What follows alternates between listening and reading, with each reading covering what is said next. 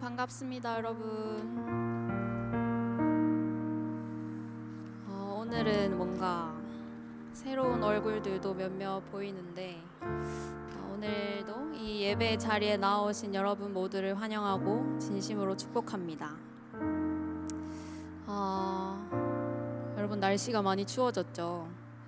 그래서 정말 매일 아침 이불 속에서 나가기가 조금씩 힘들어지고 있는데 그럼에도 여기에 나온 여러분 모두 예배를 사모하는 마음으로 나와왔음을 믿습니다. 근데 이런 말을 들으면 가끔 나는 아무 생각 없이 그냥 나왔는데 안 오면 마을장이 또 왜 안 왔냐고 쪼니까 왔는데 하는 분들도 있을 수 있는데 우리의 하나님은 실수가 없으시고 그의 계획 안에는 우연이 없습니다. 그래서 여러분이 여기에 나온 것도 주님의 계획이고 주님의 인도하심을 따라 나온 것이라고 믿습니다. 그래서 오늘 이 자리에 불러주신 주님께 감사하는 마음으로 기쁘게 예배로 나아갔으면 좋겠습니다. 가능하신 분들은 모두 자리에서 일어나셔서 우리 사도신경으로 예배를 시작합시다.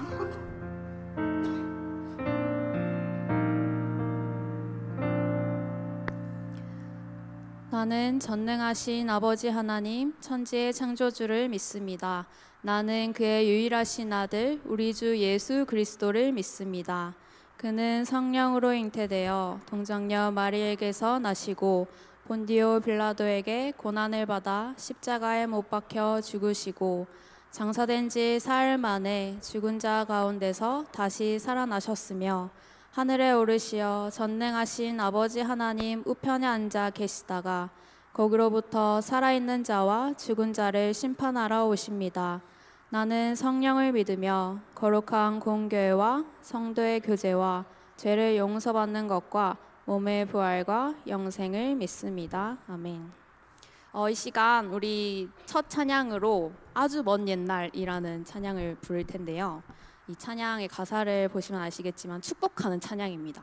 그래서 정말 창세 전부터 우리를 계획하신 주님의 놀라운 사랑을 기쁘게 찬양했으면 좋겠는데 그냥 서서 이렇게 찬양하면 사실 의미가 없잖아요. 그래서 저만 보지 마시고 주변 지체들을 바라보면서 여러분 정말 5명 이상 눈을 마주치면서 함께 축복했으면 좋겠습니다. 그래서 저기 약간 어색하게 그냥 서 있는 지체가 있는데 하면은 내가 먼저 눈을 마주치면서 축복하는 그런 우리가 되었으면 좋겠습니다. 함께 찬양합시다.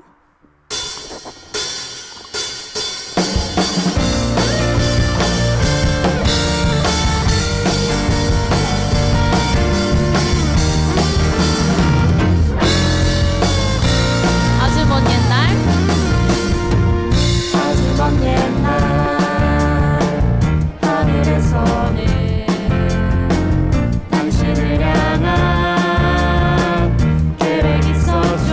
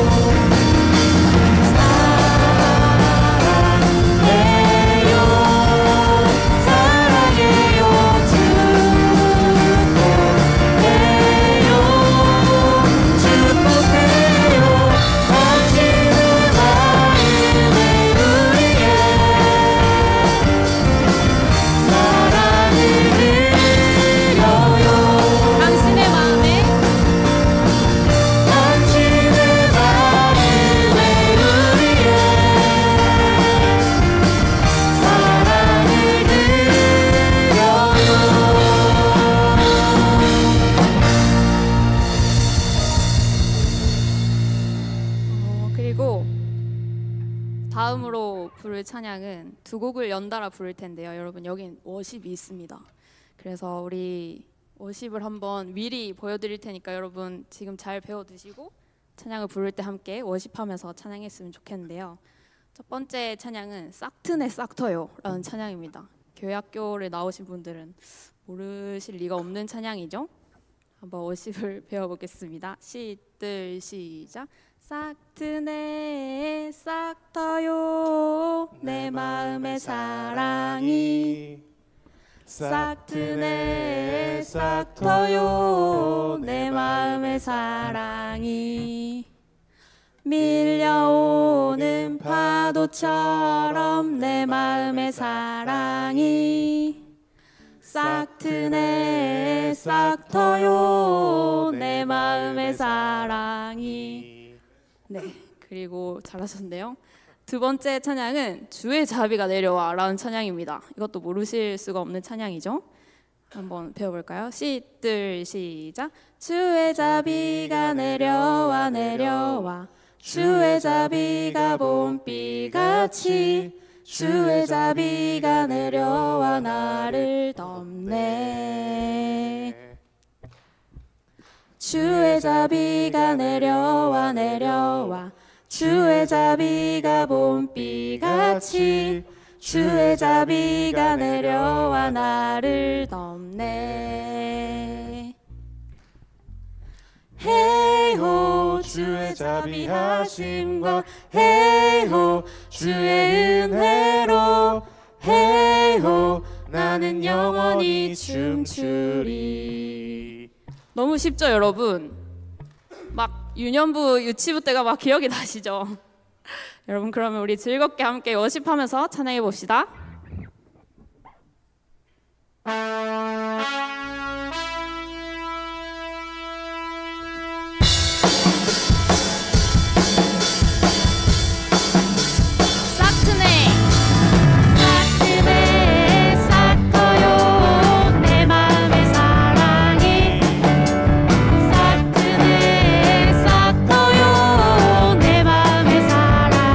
밀려오는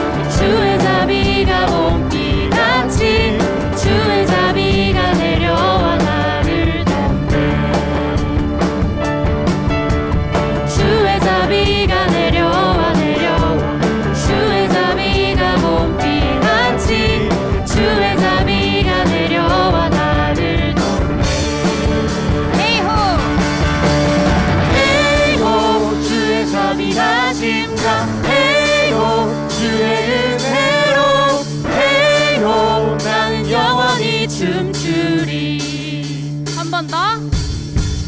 에이호 주의 자비하심과 에이호 주의 은혜로 에이호 나는 영원히 춤추리.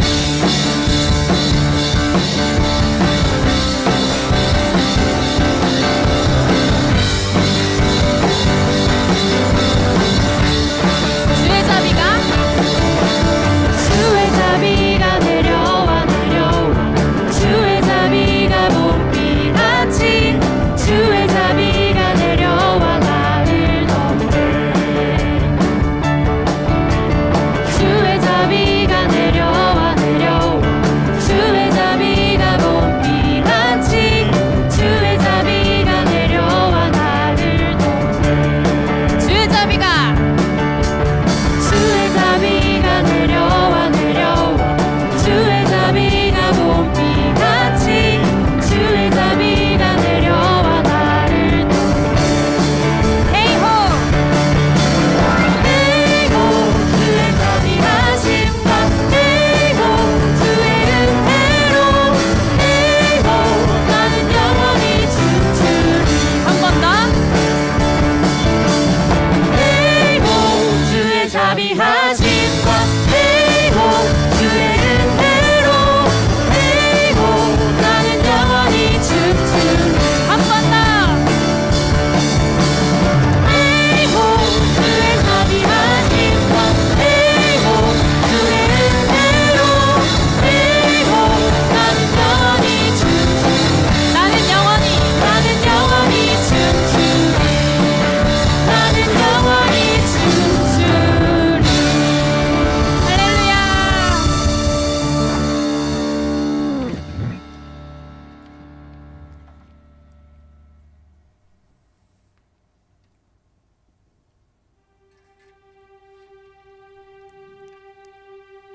우리 시간은 정말 주님의 음성에 귀를 기울이면서 잠잠히 찬양했으면 좋겠습니다.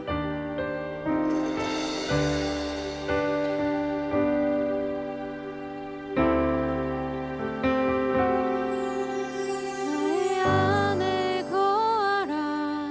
나는 내 하나님이니 모든 환난 가운데 너를 지키는 자라. 두려워하지 말라. 내가 널 도와주리니 놀라지 말라. 내 손 잡아주리라. 나의 안에 거하라. 나는 내 하나님이니 모든 환난 가운데 너를 지키는 자라. 두려워하지 말라. 내가 널 도와주리니 놀라지 말라. 내 손 잡아주리라. 내가 너를 지명하여 불렀나니 너는 내 것이라.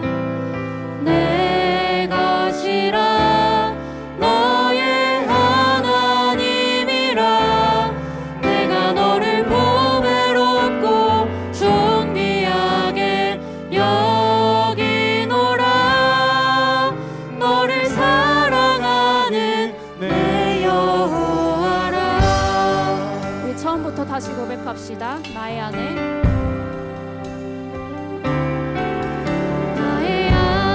거하라. 나는 내 하나님이니 모든 환난 가운데 너를 지키는 자라. 두려워하지 말라. 내가 널 도와주리니 놀라지 말라.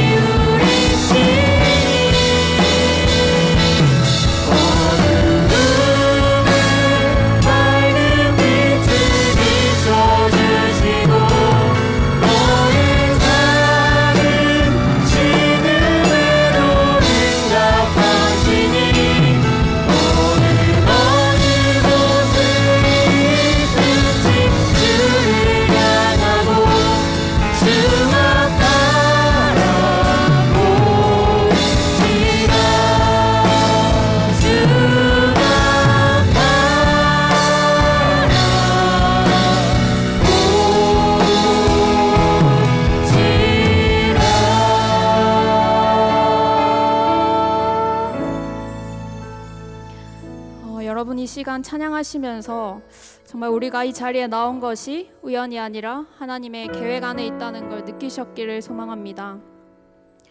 이번 콘티의 주제 말씀을 읽어드리겠습니다. 곧 창세 전에 그리스도 안에서 우리를 택하사 우리로 사랑 안에서 그 앞에 거룩하고 흠이 없게 하시려고 그 기쁘신 뜻대로 우리를 예정하사 예수 그리스도로 말미암아 자기의 아들들이 되게 하셨으니. 아멘. 하나님은 우리가 언제 어디서 누구를 만나게 될지도 다 아시고 지금 이 시간 우리가 여기 있는 것도 주님의 인도하심 속에 있다고 믿습니다. 이제 우리 함께 기도할 때 하나님의 계획 안에 내 삶이 있음을 믿게 해달라고 기도했으면 좋겠습니다. 그래서 오늘뿐 아니라 앞으로의 모든 걸음이 하나님의 인도하심 가운데 있게 해달라고 주님 우리의 길을 인도해 주시고 하나님의 뜻을 신뢰하며 하루하루를 살아가게 해달라고 함께 기도합시다. 주님 아버지 우리의 모든 걸음을 주님께서 아십니다. 아버지 우리의 모든 삶이 주님의 계획 안에 있음을 믿습니다. 주여 아버지 우리가 정말 주님의 그 계획을 신뢰하며 나아갈 수 있게 아버지 도와주시옵소서. 주여 아버지 우리의 뜻과 우리의 계획이 아니라 정말 그 신실하신 아버지 하루도 쉬는 법이 없으신 그 주님의 계획 안에 아버지 우리의 삶이 놓이기를 원합니다. 아버지 우리의 마음이 거기로 향하기를 원합니다. 주여 아버지 그러하니 우리가 정말 주님만을 바라보며 하루하루를 살아갈 수 있게 아버지 도와주시옵소서. 주여 아버지 우리의 연약한 뜻이 아니라 아버지 우리의 부족한 뜻이 아니라 아버지 우리의 생각보다 더 놀라우시고 더 크신 그 주님의 사랑 가운데 아버지 매일마다 누리며 살아가는 그런 주님의 계획 안에 우리의 삶이 놓이기를 아버지 원하오니 아버지 우리가 마음을 열고 아버지 우리가 귀를 열어 주님의 음성을 아버지 듣게 하여 주시옵소서. 주의 말씀을 우리가 듣게 하여 주시옵소서. 주여 아버지 그 가운데 우리의 삶이 놓일 수 있게 아버지 도와주시옵소서. 주여 아버지 우리의 삶 한 명 한 명의 삶을 아버지 주님께서 함께 하여 주시기를 원합니다. 아버지 여기 모인 한 명도 아버지 빠짐없이 정말 주님의 계획 안에 있음을 아버지 믿습니다. 아버지 우리 마음 가운데 주님의 사랑이 가득하게 하시고 아버지 주님의 복음이 우리 안에 있게 하시고 아버지 넘쳐흐르는 주님의 사랑을 아버지 우리가 전하며 살아갈 수 있게 아버지 도와주시옵소서.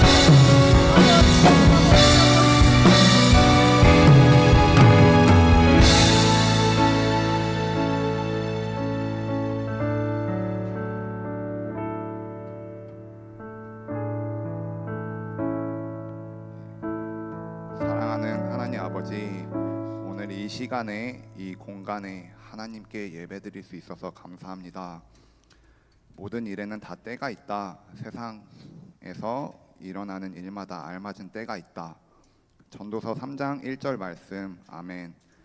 우리 하나님께 때를 따라 도우시는 은혜를 구하며 오늘 특별히 전도 축제를 위해 기도드립니다. 오늘 이곳에서 처음 하나님을 알게 된 사람들이나 하나님을 알고 있는 상태에서 오랜만에 교회에 온 사람들이나 교회에 익숙하게 다니고 있는 사람들이나 우리 모두에게 하나님이 우리를 얼마나 사랑하시는지 알게 해주세요. 예수님을 통해 확증해 주신 그 크신 사랑을 알게 해주세요. 성령님이 각 사람에게 하나님을 깨닫게 해주시는 지혜를 주세요. 우리 주 예수 그리스도의 아버지이신 하나님을 찬양합시다. 하나님께서는 그리스도 안에서 하늘에 속한 온갖 신령한 복을 우리에게 주셨습니다. 하나님은 세상 창조 전에 그 그리스도 안에서 우리를 택하시고 사랑해 주셔서 하나님 앞에서 거룩하고 흠이 없는 사람이 되게 하셨습니다. 하나님은 하나님의 기뻐하시는 뜻을 따라 예수 그리스도를 통하여 우리를 하나님의 자녀로 삼으시기로 예정하신 것입니다. 그래서 하나님이 하나님의 사랑하시는 이들 안에서 우리에게 거저 주신 하나님의 영광스러운 은혜를 찬미하게 하셨습니다. 우리는 이 아들 안에서 하나님의 풍성한 은혜를 따라 그의 피로 구속 곧 죄 용서를 받게 되었습니다. 에베소서 1장 3절부터 7절 말씀. 아멘. 오늘 소정교회 청년부 모두가 우리의 기쁨의 근원 되신 주 예수 그리스도를 전할 때 성령 하나님 우리의 입술을 주관하여 주사 우리가 꼭 필요한 말들을 담대히 확신을 가지고 기쁨과 감사로 전하게 해주세요. 특별히 오늘 하나님의 말씀을 전해주실 손기한 전도사님을 통하여 하나님의 사랑을 깨닫는 기적의 역사가 이곳 가운데 일어나기를 원합니다. 이곳에 아버지 하나님과 주 예수 그리스도께로부터 평안과 믿음을 겸한 사랑이 가득하기를 바랍니다. 감사합니다. 하나님, 이 모든 기도 예수 그리스도의 이름으로 기도드렸습니다. 아멘.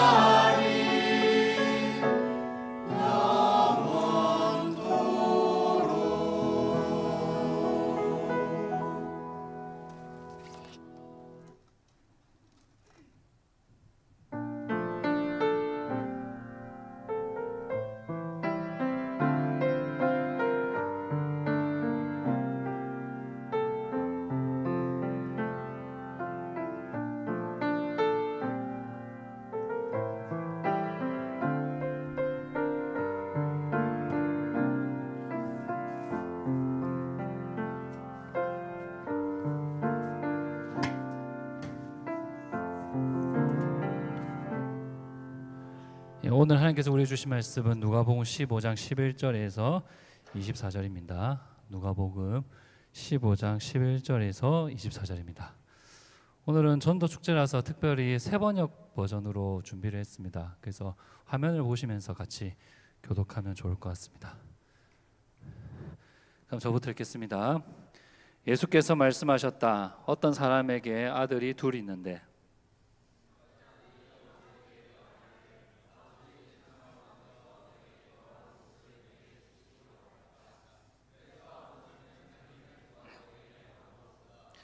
며칠 뒤에 작은 아들은 제 것을 다 챙겨서 먼 지방으로 가서 거기서 방탕하게 살면서 그 재산을 낭비하였다.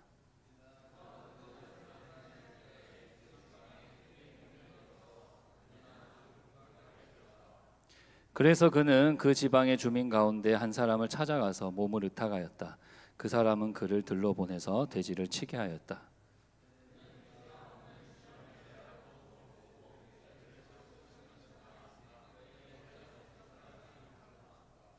그제서야 그는 제정신이 들어서 이렇게 말하였다. 내 아버지의 그 많은 품꾼들에게는 먹을 것이 남아도는데 나는 여기서 굶어 죽는구나.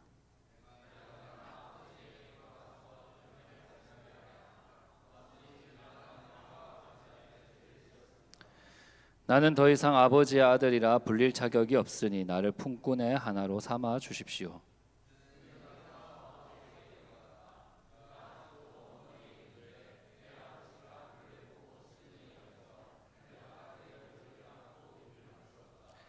아들이 아버지에게 말하였다. 아버지, 내가 하늘과 아버지 앞에 죄를 지었습니다. 이제부터 나는 아버지의 아들이라고 불릴 자격이 없습니다.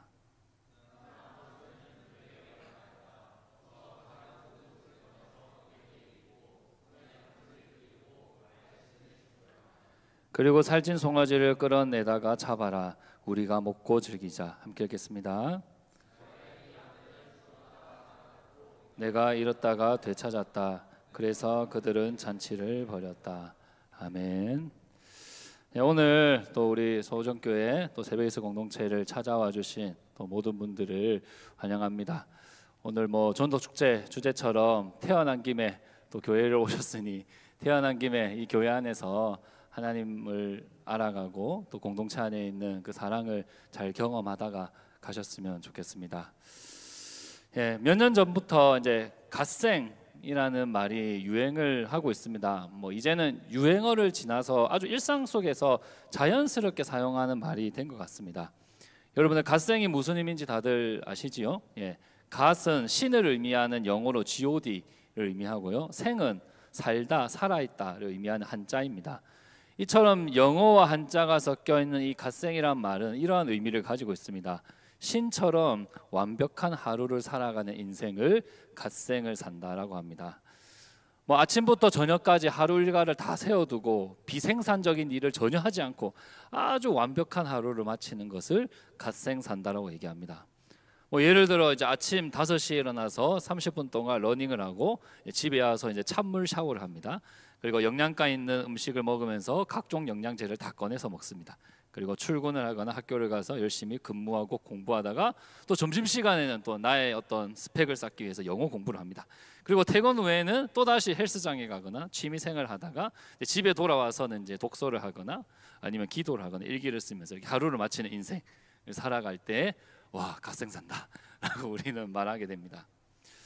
하지만 이제 얼마 지나지 않아서 대부분의 사람들이 이렇게 갓생을 살아가는 것을 포기하게 됩니다. 아침에 일어나는 거 쉽지 않고 또 퇴근하면 사실 너무 피곤해서 그죠? 운동은커녕 그냥 침대에 쓰러집니다. 또 주말에는 밀린 잠을 자야 되기 때문에 그냥 하루가 다 지나가 버립니다. 그러다가 이제 월요일 아침에 오면 이제 현타가 오기 시작합니다. 아, 나는 왜 이렇게 부지런하게 못 사는 걸까? 나는 왜 이렇게 의지가 약한 걸까? 질문이 찾아오면서 급 우울이 찾아오기 시작합니다.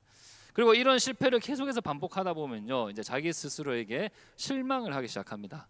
아, 나는 안 돼. 나 노력해도 안 돼. 나 이렇게 내 인생을 제대로 관리도 못하는 사람이야 라고 생각하면서 또 점점 불안해지고 또 우울해지고 또 외로워지기도 합니다. 요즘 청년들이 이렇게 갓생을 살아가게 되는 이유가 참 다양하겠지만요, 저는 갓생이라는 것은 나의 인생을 내가 통제하고 싶은 그 욕구에서 비롯된다라고 생각을 합니다. 왜냐하면 지금 우리는 너무나 불확실한 시대 속에서 나의 미래를 스스로 통제할 수 없는 시대를 살고 있기 때문입니다. 그래서 앞으로 내 인생을 내가 통제할 수 없다는 그 불안감 때문에 지금이라도 내 힘으로 내 뜻으로 통제하고 싶어하는 그런 마음이 찾아오기 때문입니다. 그러므로 갓생은 어떤 완벽한 하루를 보내는 삶이기보다 내 인생을 내가 통제하는 삶을 보여주는 그런 삶의 모습입니다. 성경에도 이제 갓생을 살기 위해서 아버지의 집을 나온 둘째 아들의 이야기가 있습니다. 이 둘째 아들은요, 전혀 부족함이 없는 가정에서 너무나 잘 살고 있었습니다. 아버지는 정말 그 사랑이 넘치는 분이었고요. 집안에는 종이 있었고 노예라고 해야 되나? 종들이 있었거든요. 그 정도로 아주 경제적으로 넉넉한 집안에 있었습니다. 이 둘째 아들은 그냥 집에서 지내면 아무런 걱정 없이 행복하게 잘 살 수 있었습니다. 그런데 어느 날 갑자기 둘째 아들이 아버지를 찾아갑니다. 그리고 아버지에게 아빠, 저에게 유산 좀 주십시오 라고 얘기합니다. 둘째 아들은 아직 죽지도 않고 살아계신 아버지한테 아버지가 죽게 되면 받게 될 그 유산을 지금 당장 달라고 요구를 한 것입니다. 사실 이러한 행동은 뭘 의미하냐면요, 아버지를 죽은 사람으로 취급하는 거예요. 이 둘째 아들은 이 아버지의 가슴에 대못을 받고 있는 것입니다.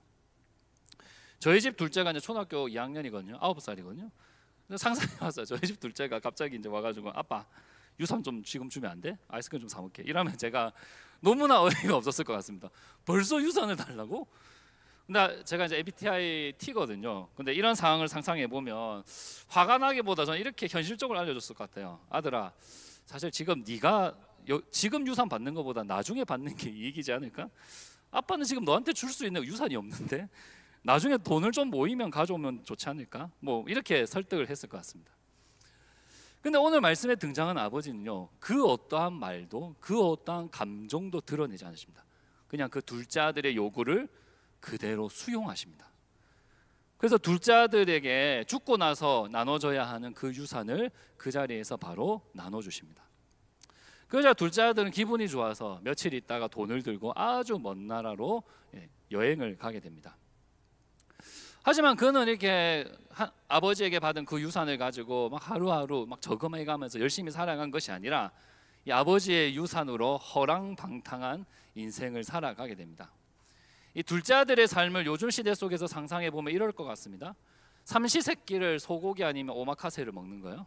그리고 늘 이제 아이폰과 갤럭시 새로운 폰이 출시할 때마다 늘 폰을 바꾸고, 늘 이제 매일 아침마다 백화점 1층을 돌아다니면서 명품 옷과 가방을 사고, 이제 롤스로이스 자동차를 타고 친구들과 함께 드라이브를 하다가 집에 돌아와서 같이 디제잉 파티를 하면서 이렇게 지내지 않았을까 싶습니다. 이렇게 둘째 아들은요, 먹고 놀고 마시는 일에 아버지의 유산을 다 탕진해 버립니다. 둘째 아들은 유산을 받고 먼 나라에 도착했을 때 사실 너무 행복했을 겁니다. 드디어 자유다. 이제 내가 아버지의 간섭 없이 내가 하고 싶은 대로 살 수 있어. 이제 내 인생은 내가 책임질 거야. 아마 둘째 아들은 너무나 자유롭고 행복하게 그 시간들을 보냈을 것입니다. 여러분들, 이 둘째 아들의 모습이 누구와 비슷합니까? 바로 이 갓생을 살아가려고 하는 우리의 모습과 비슷하지 않습니까? 나는 내 인생을 내가 책임지고 통제하고 살아갈 거야. 나는 충분히 내가 가진 능력으로, 내가 가진 노력으로 혼자의 힘으로 잘 살아갈 수 있어. 난 그 누구의 간섭도 받지 않고 내가 원하는 대로 자유롭게 살아갈 거야 라고 생각하는 우리의 모습과 비슷해 보입니다. 하지만 이 둘째 아들의 행복이 오래 가지 않습니다. 이 둘째 아들이 이제 유산을 이제 다 쓰게 되었을 때에 어떤 일이 일어나냐면 그 나라에 흉년이 찾아옵니다. 그리고 경제가 어려워집니다. 그래서 둘째 아들의 그 통장 잔고가 점점 줄어들고 있는데 이제 일자리를 구하기가 어려운 상황이 된 겁니다. 이 알바 천국과 알바몬 들어가가지고 열심히 알바를 찾았지만 알바 자리가 없는 거예요. 경제적 상황이 너무 어려워지니까 이제 사장님이 알바를 구하지 않고 직접 일을 하게 되는 그런 상황까지 오게 된 것입니다. 결국 둘째 아들이 일을 하나 구했는데 그 일이 무엇이냐면 돼지를 치는 일을 하게 됩니다. 지금 우리는 그래 그래도 이제 저 어디 목축업 거기 가가지고 종사하게 됐구나 생각할 수 있는데, 유대인들이 부정하다고 여기는 동물 중에 하나가 바로 돼지입니다. 유대인들이 결코 가까이 가지 않는 동물이 바로 돼지였다는 거예요. 그러므로 돼지 치는 일은 이 유대 사회에서 가장 천대받는 일이었고요, 아무도 하기 싫어하는 일 중에 하나였다는 거예요. 정말 부족함 없는 가정에서 그냥 아버지의 그 따뜻한 사랑을 받으면서 살아왔던 이 둘째 아들의 삶이 이제 밑바닥까지 떨어지게 된 것입니다. 또 성경을 보면요, 돼지 사료로 배를 채워야 할 만큼 너무나 가난해집니다. 밥을 사 먹을 돈도 없을 정도로, 그래서 돼지 사료가 떨어진 것을 주워 먹을 정도로 가난해집니다. 근데 더 나아가서 이렇게 힘들어하고 있는 사람들이 도와줘야 되잖아요. 아무도 그를 도와주지 않습니다. 그는 철저히 혼자서 이 모든 어려움을 견디면서 살아야 했습니다. 둘째 아들이 아버지의 가슴에 못을 박으면서까지 아버지의 집을 떠나서 이방 나라로 왔습니다. 그곳에서 자유를 느끼면서 마음껏 하고 싶은 대로 하며 행복하게 살았습니다. 하지만 아버지를 떠났던 그의 인생은 밑바닥까지 떨어집니다. 돼지 사료로 배를 채워야 하는 신세가 돼버린 것입니다. 사실 이 둘째 아들이 아버지의 집을 떠나지 않았으면 이런 일이 일어나지 않았을 거예요. 하지만 그는 스스로 이 아버지의 집을 떠나서 나 혼자 힘으로 한번 살아보겠다 했기 때문에 이런 처지에 놓이게 된 것입니다. 여러분들, 이것이 바로 갓생의 결말입니다. 우리가 나 혼자 힘으로 신처럼 완벽하게 살아보겠다라고 할 때 처음에는 자유롭고 행복할 수 있습니다. 하지만 결국에는 그 자유의 행복이 점점 사라져 갈 것입니다.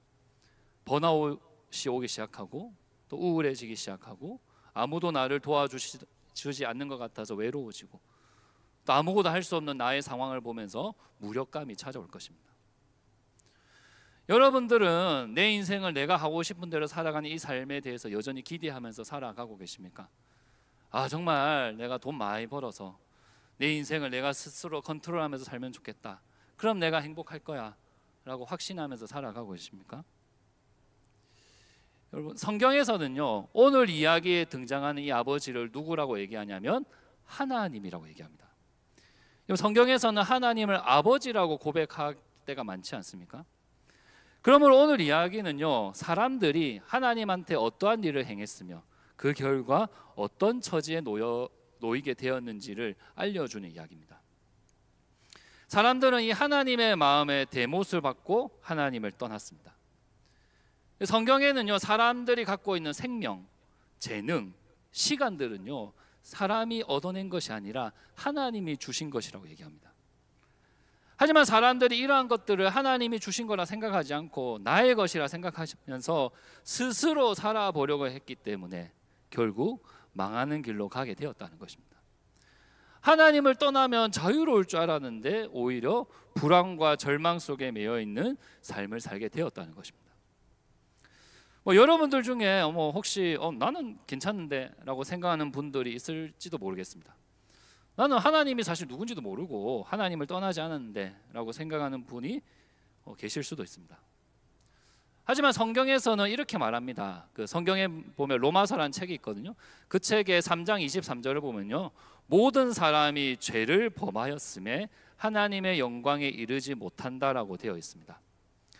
우리는 태어날 때부터 하나님을 떠난 상태로 태어났다라고 말하는 것이 성경에서 말하는 이야기입니다. 그래서 우리는 태어날 때부터 하나님 없이 살고 싶어하는 그러한 본성을 가지고 태어났다는 거예요. 그래서 현재 여러분들이 하나님을 알지도 않고 믿지도 않고 있다면요, 사실 여러분들은 이 둘째 아들처럼 이 하나님 아버지를 떠나서 인생을 살아가고 있다는 것입니다. 그리고 그것이 내가 문제인지도 모른 채 이렇게 하루하루를 살아가고 있다는 것입니다. 여러분들이 일상에서 느끼는 어떤 불안들, 외로움들, 절망들, 무력감들, 또 자기 혐오들, 사실 이러한 모든 것들의 궁극적인 원인은요, 여러분들이 하나님을 떠나 있기 때문에 나타나는 것들입니다. 물론 하나님을 믿는 사람들도요, 불안이 찾아오고요, 외로움이 찾아오고요, 무력감과 절망을 느낍니다. 하지만 하나님을 믿는 사람들은요, 하나님이 언제나 함께 하시기 때문에 불안이 믿음으로 바뀌고요, 외로움이 사랑으로 바뀌고요, 그 무력감이 기쁨으로 변화됩니다. 이 하나님을 떠난 사람들은 나에게 쾌락을 줄 수 있는 것들, 나에게 성취감을 줄 수 있는 것들을 행할 때만 기쁨을 느끼고요, 또 내가 가진 소유가 많고 내가 하는 일들이 계속해서 잘 될 때만 평안을 느낍니다. 하지만 하나님 믿는 사람들은 이러한 것들이 없어도 하나님만으로 평안을 느낍니다. 예배와 말씀과 기도를 통해서 하나님을 만날 때에 참 평안을 누립니다. 우리 앞에서 아까 찬양했지 않습니까? 그죠? 막 율동하는데 이것만으로 너무 좋아하잖아요. 이상하잖아요, 여러분들, 그죠? 이런 기쁨이 우리 안에 일어난다는 거예요. 그리고 하나님 안에서 만나는 이 교회 공동체, 이 관계 속에서 이 관계의 기쁨과 그 관계 속에서 누리는 사랑을 경험하게 된다는 것입니다. 이처럼 하나님을 믿는 사람들의 삶을 볼 때에 이 사람이란 존재는 하나님을 믿고 하나님 안에서 하나님과 함께 살아갈 때에 진정한 의미의 갓생을 살 수 있습니다. 신처럼 완벽한 하루를 사는 것이 아니라 하나님 안에서 살아가는 그러한 삶을 살아갈 수 있다는 것입니다. 그렇다면 우리가 어떻게 해야 될까요? 우리 17절 말씀을 세 번역으로 읽겠습니다. 17절 말씀입니다. 함께 읽겠습니다. 그제서야 그는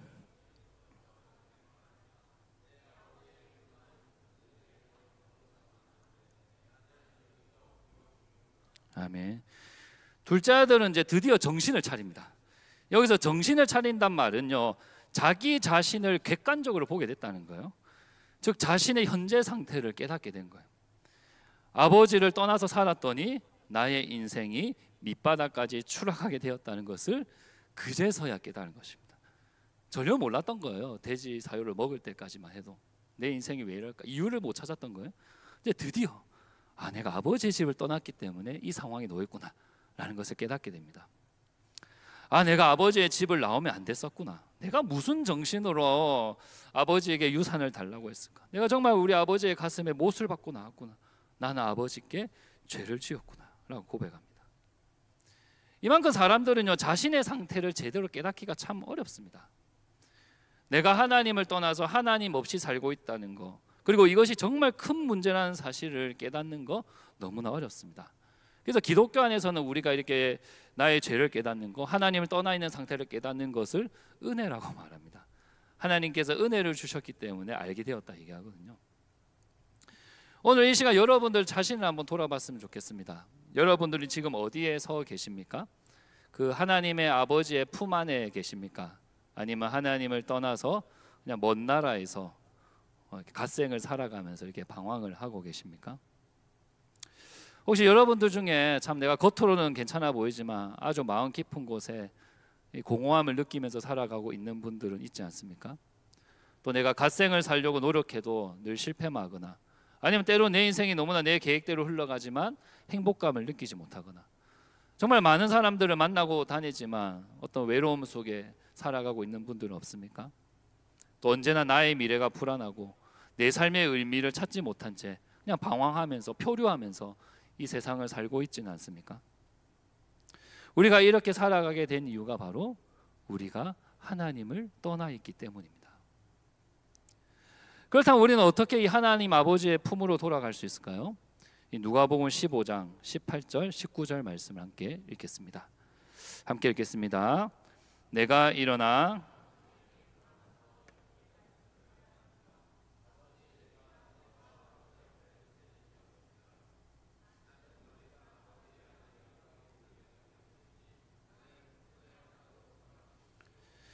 이 둘째 아들은요, 자신의 처지를 깨닫고 이제 아버지께로 돌아가기로 결심을 합니다. 하지만 그의 마음속에 여전히 의심이 있었습니다. 내가 아버지 가슴에 대못을 박았는데 내가 돌아가면 나를 다시 아들이라 여겨주실까 라는 의심이 찾아옵니다. 하지만 둘째 아들은 이렇게 생각합니다. 차선책을 생각하는 거예요. 아버지께서 나를 아들로 안 받아주시면 내가 그 집의 종이라도 좀 받아달라고 이렇게 말해야겠다. 그런 심정으로 아버지의 집으로 돌아갑니다. 그런데 아버지께서 어떻게 행동하시는지 우리 20절을 함께 읽어보겠습니다. 우리 20절을 함께 읽겠습니다. 그는 일어나서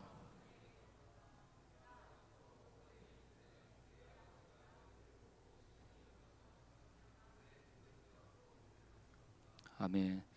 둘째 아들은 도저히 상상하지 못한 일을 겪게 됩니다. 저 멀리서 아버지가 뛰어오시더니 이 둘째 아들을 끊어하시고 입을 맞추십니다. 이 유대 사회에서요, 성인 어른이 누군가를 향해 달려가는 일은 사실 품위가 없는 행동이었어요. 그럼에도 아버지는 항상 이 둘째 아들이 오기를 기다리고 계셨던 거예요. 그리고 저 멀리서 이제 둘째 아들의 모습이 보이자마자 그 실루엣이 보이자마자 그를 향해서 달려갔던 것입니다. 근데 둘째 아들은요, 아버지 품에 안겨 있어도 여전히 의심을 합니다. 아버지, 내가 하나님 앞에서 아버지 앞에서 죄를 지었습니다. 나는 아버지의 아들이라 부를 자격이 없습니다 라고 이야기합니다. 그래서 아버지가 어떤 행동을 하시냐면요, 종들을 불러가지고 그 둘째 아들에게 제일 좋은 옷을 입혀줍니다. 그리고 손에는 반지를 끼워주시고요, 정말 그 돼지랑 같이 놀았을 거잖아요. 신발도 없이 막 맨발로 아마 왔을 것 같은데 그 발을 닦아주시면서 신을 신겨주십니다. 이렇게 옷을 입히고 반지를 끼고 신을 신겨주는 행위는요, 이 둘째 아들을 여전히 나의 아들로 받아준다라는 것을 보여주는 행위입니다. 그러므로 아버지는요, 자기 자신을 아들이라고 부를 수 없다고 생각하는 그 둘째 아들을 위해서 옷과 반지와 신을 입혀주면서 너는 나의 아들이다 라고 말하고 계십니다. 그리고 나서 아버지는 살찐 송아지를 잡아서 집안에서 축제를 엽니다. 왜냐하면 둘째 아들이 죽었다가 다시 살아났고 잃었다가 다시 찾았기 때문이라고 고백하십니다. 우리는 오늘 이 성경의 이야기를 통해서 중요한 진리를 발견할 수 있습니다.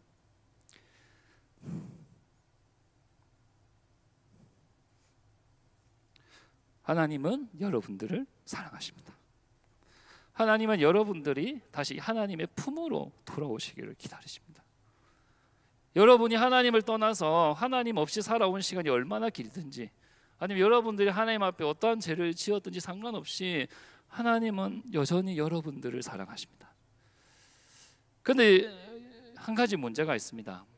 우리는 하나님께 돌아가고 싶어도요, 우리의 죄 때문에 돌아갈 수 없다는 거예요. 이 성경에는요, 죄의 결과는 죽음이기 때문에 우리의 죄는요, 이 하나님과의 관계를 완전히 분리시켜 놓았다는 거예요. 오늘 이야기에서 둘째 아들은 그냥 아버지에게 돌아가서 내가 죄를 지었나이다라고 고백만 했지만 우리의 경우는 다르다는 거예요. 우리의 죄는 단순히 고백으로 해결될 수 없다는 거예요. 누군가가 우리의 죄값을 대신 치러야만 우리의 죄가 해결될 수 있다는 거예요. 그래서 하나님은요, 우리를 너무나 사랑하셔서 한 분밖에 없는 그 하나님의 아들 예수 그리스도를 이 땅에 보내주셨습니다. 예수님은 우리의 죄를 대신해서 십자가에 죽으셨어요. 예수님은 우리가 받아야 하는 그 죽음이라는 형벌을 대신 받으셨습니다. 요한복음 14장 6절에서 예수님이 이렇게 말씀하십니다. 나는 길이요 진리요 생명이다. 나를 거치지 않고서는 아무도 아버지께로 갈 사람이 없다라고 말씀하십니다. 하나님 아버지께로 가는 유일한 길은 예수님밖에 없습니다. 예수님을 온 세상을 구원할 분이자 나의 인생의 주인으로 믿는 것, 그것이 바로 우리가 하나님 아버지 품으로 돌아갈 수 있는 길입니다. 사랑하는 여러분, 신처럼 살아가는 갓생이 아니라 하나님의 품 안에서 살아가는 갓생을 살아가시기를 바랍니다. 만약 여러분들이 지금 하나님을 떠나서 갓생을 살고 있다면 오늘이 바로 다시 하나님께 돌아갈 수 있는 날입니다. 여러분들의 과거가 어떠하든지 현재가 어떠하든지 미래가 어떠하든지 여러분들이 어떠한 죄를 지었든지 상관없이 하나님은 여러분들을 사랑하시고 여러분들이 돌아오기를 기다리고 계십니다. 이제 여러분들이 해야 할 일은 단 한 가지입니다. 예수님을 믿는 것입니다. 예수님이 나의 죄를 대신 지시고 십자가에 죽으셨다는 것을 믿고 이 예수님을 나의 구원자이자 나의 주인으로 받아들이는 거예요. 그럴 때 하나님은 여러분들에게 달려오셔서 여러분들을 안아주실 것입니다. 그리고 이렇게 말씀하실 것입니다. 나의 아들과 나의 딸이 죽었다가 다시 살아났으며 잃었다가 다시 얻었다고 말씀하시면서 큰 잔치를 베푸실 것입니다. 여러분이 예수님을 믿게 될 때에 이제 여러분들의 인생은 축제로 바뀔 거예요. 여러분들은 인생 속에서 하나님을 만나게 되면요, 참된 생명을 얻게 되고 사랑과 자유와 기쁨과 소망을 누리게 될 겁니다. 그리고 여러분들이 하나님의 품 안으로 들어오면요, 더 이상 불안해하지 않아도 됩니다. 하나님이 여러분들의 인생을 반드시 책임져 주십니다. 여러분들을 인도하시고 보호해 주시고 사랑해 주십니다.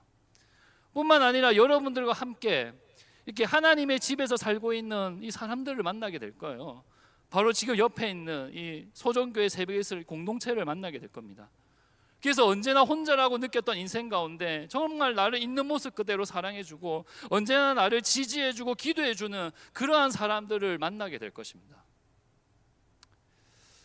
그리고 저는 무엇보다 여러분들이 다시 아버지의 품에 돌아와서요, 정말 그 주님 안에서 행복한 인생을 살았으면 좋겠어요. 저는 정말 저의 인생을 보고 얘기하는데 하나님 믿으면 너무 행복합니다. 만약 제가 하나님 믿지 않았으면 저의 인생은 진짜 이 돼지 사료를 먹어야 하는 인생이 되지 않았을까 하는 생각이 듭니다. 하지만 감사하게도 하나님의 은혜로 내가 예수님을 믿게 되었고 하나님과 함께 너무나 다른 인생을 살게 되었습니다. 나밖에 몰랐던 사람이 누군가를 사랑하는 삶을 살게 되었고요. 감사하지 못했던 사람이 모든 일에 감사하는 삶을 살게 되었습니다. 저는 여러분들이 저처럼 이렇게 하나님을 믿고 완전히 새로운 인생을 살게 되었으면 좋겠습니다. 그래서 이 세상에 태어난 김에 예수님을 믿고 정말 이 하나님의 품 안에서 진짜 갓생을 살아가는 여러분들이 될 수 있기를 주님의 이름으로 축복합니다. 아멘. 우리 함께 찬양하고 기도하는 시간 가지겠습니다.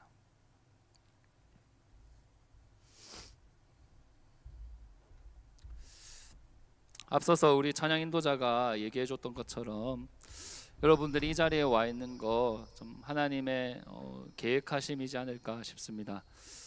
우리 하나님은 실수를 하지 않으시기 때문에 하나님이 여러분들을 이 자리에 초청해 주셨고 또 함께 이런 시간을 누리게 해주신 것 같습니다.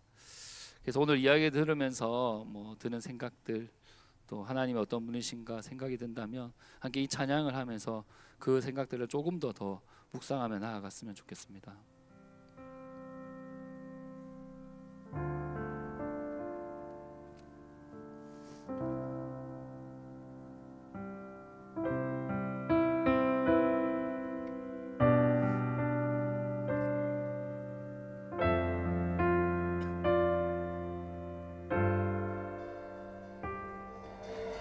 폭풍 속을 걷고 있을 때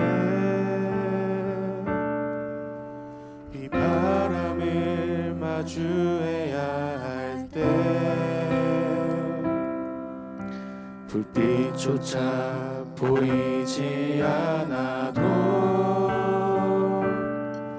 그대 혼자 걷지 않을 거예요. 두려움 앞에서 하늘을 보아요. 외로운 그대여 걱정 마요. 꿈꾸는 그 길을 또 걷고 걸어요.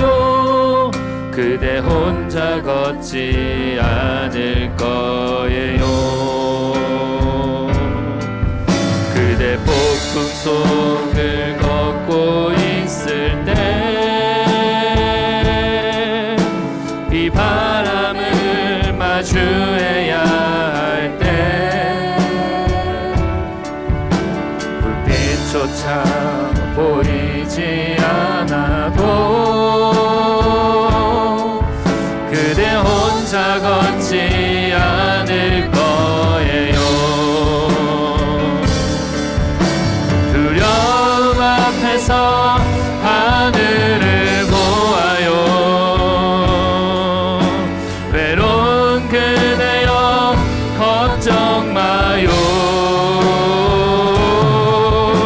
꿈꾸는 그 길을 또 걷고 걸어요. 그대 혼자 걷지 않을 것. 두려움 앞에서 하늘을 보아요. 하늘을 보아요.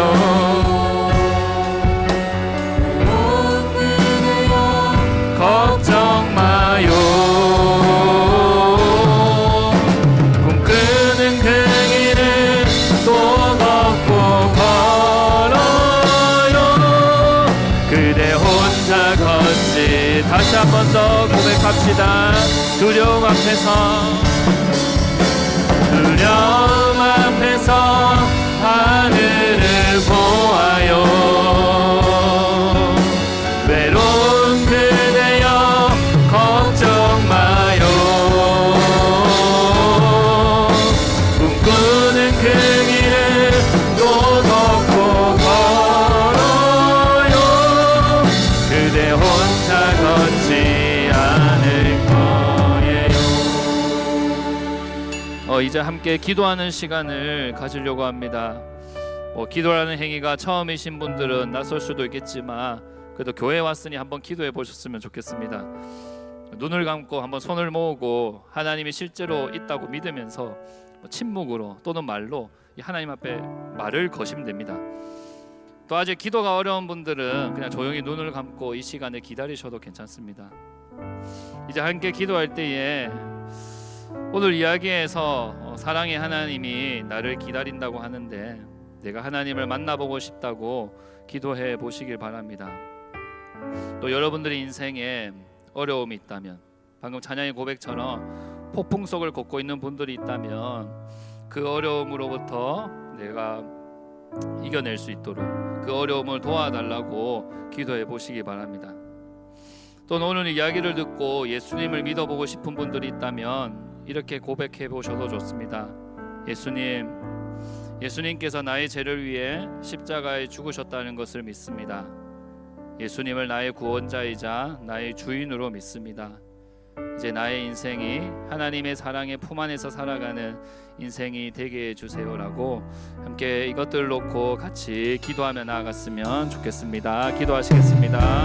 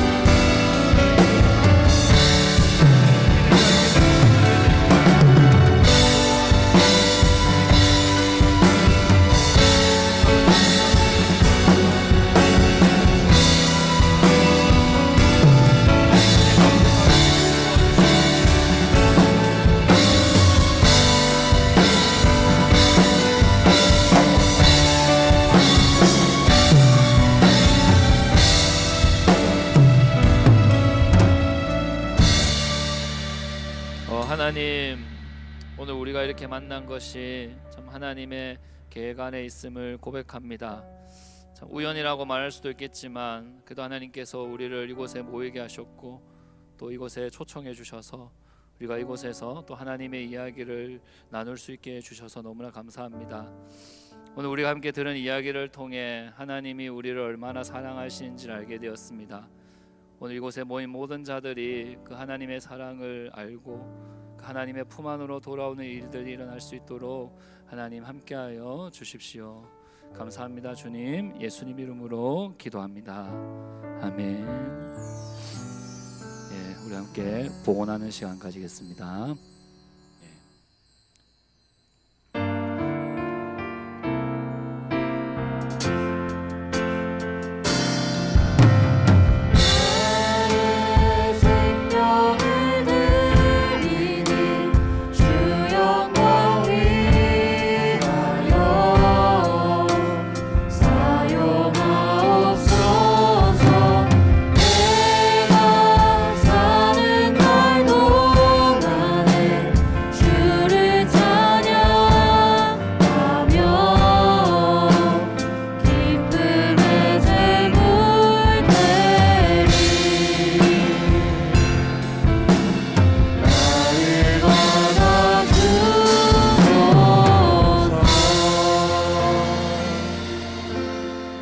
기도하겠습니다. 하나님 아버지, 우리 새벽에 있을 청년들이 한 주 동안 모은 이 예물을 하나님 앞에 드립니다. 우리의 이 예물을 기쁘게 받아 주옵소서. 우리가 예물을 드릴 때마다 나의 소유가 나의 것이 아니라 우리 하나님의 것임을 고백하게 하여 주옵소서. 그래서 우리가 드린 이 예물이 세상 가운데 복음을 전하고 사랑의 공동체를 세워가는 일에 사용되게 하여 주옵소서. 감사합니다. 주님, 예수님의 이름으로 기도합니다. 아멘. 함께 주기도문 드리겠습니다. 하늘에 계신 우리 아버지, 아버지의 이름을 거룩하게 하시며 아버지의 나라가 오게 하시며 아버지의 뜻이 하늘에서와 같이 땅에서도 이루어지게 하소서.